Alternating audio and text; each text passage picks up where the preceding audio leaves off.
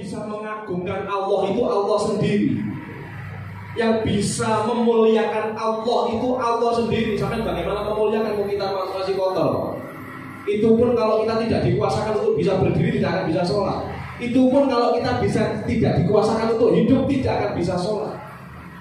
Itu pun kalau kita tidak dikuasakan untuk mengenal ajaran sholat, tidak akan bisa sholat.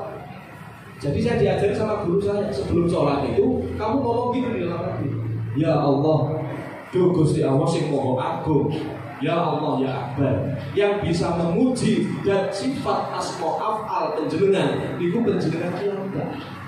Saya hanya makmum dengan kuasa panjenengan, ya Allah. Saya hanya makmum kepada kekasih panjenengan bagi ingkang mulya panjenenganipun Nabi Muhammad sallallahu alaihi wasallam.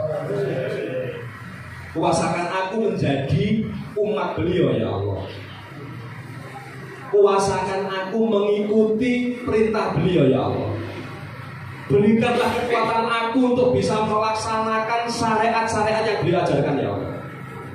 Menghindari larangan-larangan yang beliau larang. Tentunya juga larangan panjenengan, ya Allah.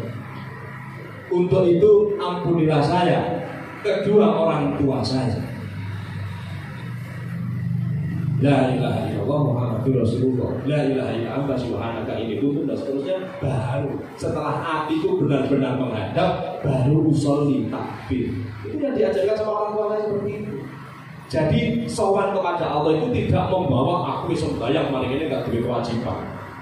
Aku sembahyang merdeka maling ini belahan HP meneh. Aku sembahyang maling ini ngopi meneh. Bukan itu yang ada. Tapi yang ada adalah menghadirkan diri sepenuhnya untuk ngaku.